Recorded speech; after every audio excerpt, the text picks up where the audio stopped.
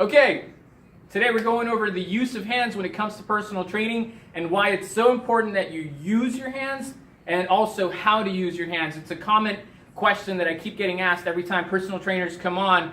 I tell them that I need them to use their hands, and they just don't know what that means. So today we're going to cover some essential information when it comes to using your hands in a personal training session. The first thing you want to know is that you do have to use your hands when it comes to personal training, because standing around and telling somebody what to do over and over is not the most effective and efficient way to do personal training, especially when a client is brand new and they don't know exactly what you mean when you say hips back, shoulders back, things like that. They might not know, so it's easier to just touch them, move them into the position that you need them, and just be done with it. Over time, they'll learn how to use their own body and how to put it in the right places. But in the beginning, you really have to use your hands. Also, when you're just introducing new moves, as your clients progress, you're going to have to use your hands as well to teach them new techniques. Another important reason why you want to use your hands is because you want to bring value to that session, and you want them to know that you are there and you are present. You're not just standing around. If they were to hire you just to count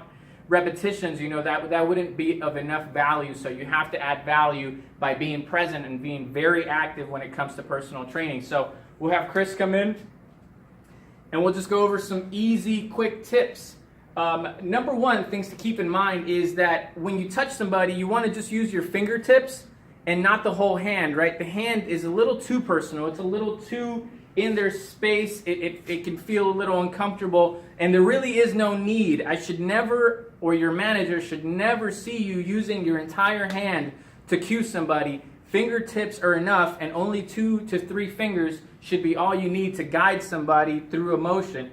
So things to keep in mind. Once I do decide to touch Chris, I want to touch her at the joints, where the body actually moves. The shoulder, the elbow, right? So she can move here. Even the head, if I want to control the head, I can kind of touch it back here and tilt it forward or back. Maybe I can use 3 fingers so she can feel the movement.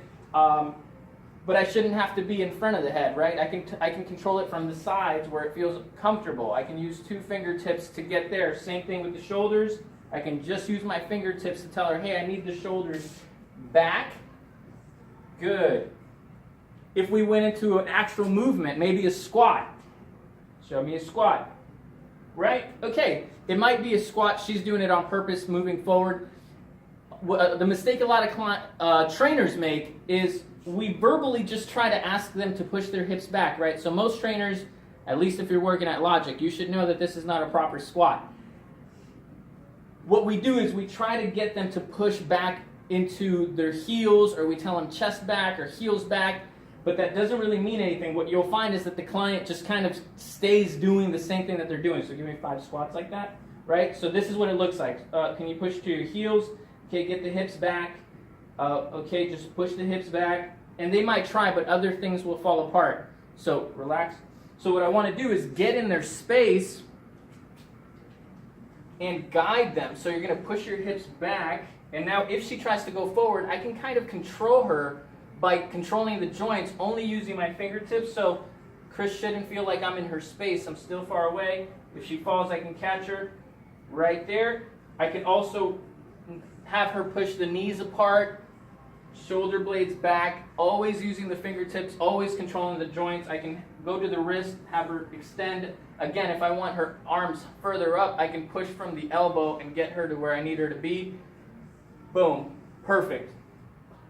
Another example would be a plank position. When it comes to the plank, that's another move that can easily fall apart, and I see too many trainers not know how to fix or just allow things to go wrong because they don't know how to manipulate the situation. Again, here, if her hips are low, I can come in here and control how high up or how far down the hips get. It's very important that you control the hips here. You don't want to let their back cave in and have a risk of injury to the back, or just not even develop the muscles that you're trying to develop.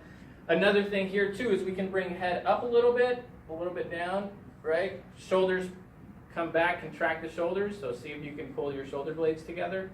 Yeah, right there. Good.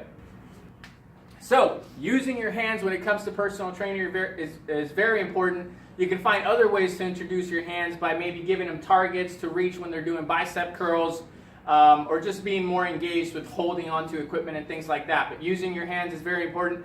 Knowing how to use your hands is important.